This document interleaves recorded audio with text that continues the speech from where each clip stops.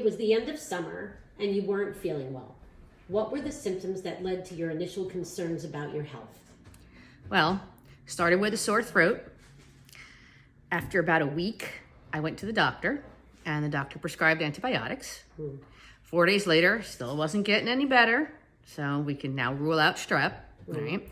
Went back to the doctor, and the doctor then said, stop taking the antibiotics, and gave me a steroid pack and some Flonase. About 3 days into the steroid pack, started having a racing heart, and it wasn't coming down. It was like 120, and it wasn't coming down. So I went back to the doctor, who said, stop taking the steroids. Wait a couple days, titrate down, stop taking them, your heart rate should return to normal. Right. And it didn't.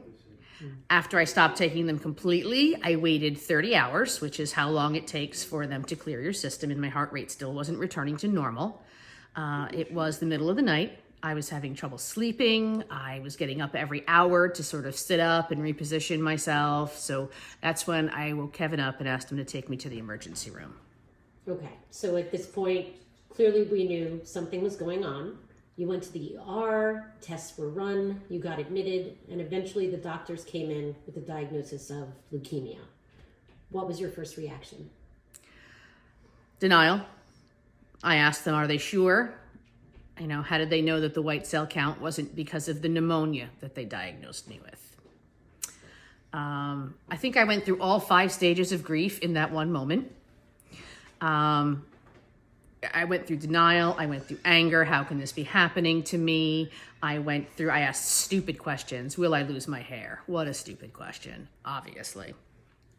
And I eventually came around to acceptance, all in that one moment, because we needed to figure out how to move forward. All right. And since every leukemia case for every individual is unique, what was the treatment plan that you ultimately decided would be the best course for you?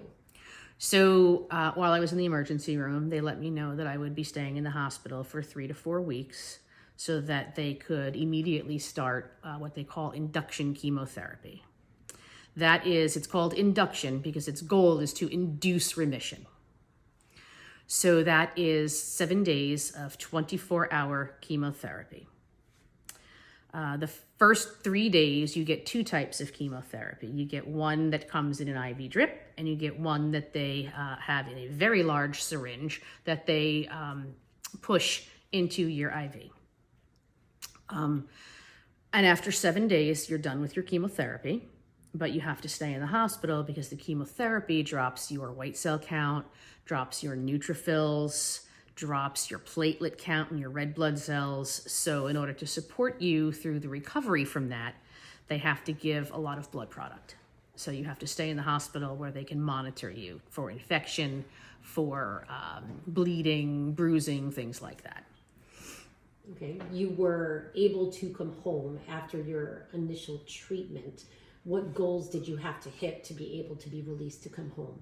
My neutrophils had to be on the rise. They didn't have to be in a normal range, but they did have to be higher than what they were, as did my white cells. And my platelets had to be in a reasonable range. Fortunately for me, my platelets shot up incredibly. They were doubling every day, which was somewhat concerning for me and my doctors because they had never seen that before. And in fact, we had a period of time where they weren't sure if that was a sign that the leukemia was still present and I was not in remission, or if it was a robust recovery and I was in remission. So they did another bone marrow biopsy and determined that I was in fact in remission and it was a robust recovery.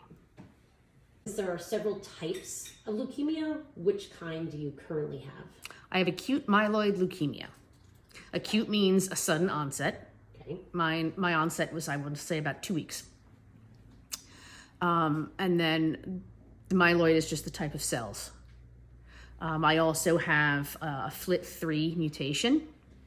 Anyone who's familiar with leukemia, we all talk about our different mutations because there are an endless list of mutations that you can have when you have leukemia. And I have a long list of mutations, but the most prominent one is FLT3. FLT3 is the mutation that makes the leukemia recur. So to avoid a recurrence of the leukemia, I have to take a special medication, which is a FLT3 inhibitor.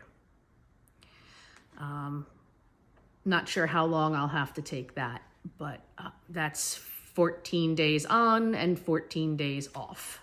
So it alternates. It's a form of oral chemotherapy, basically.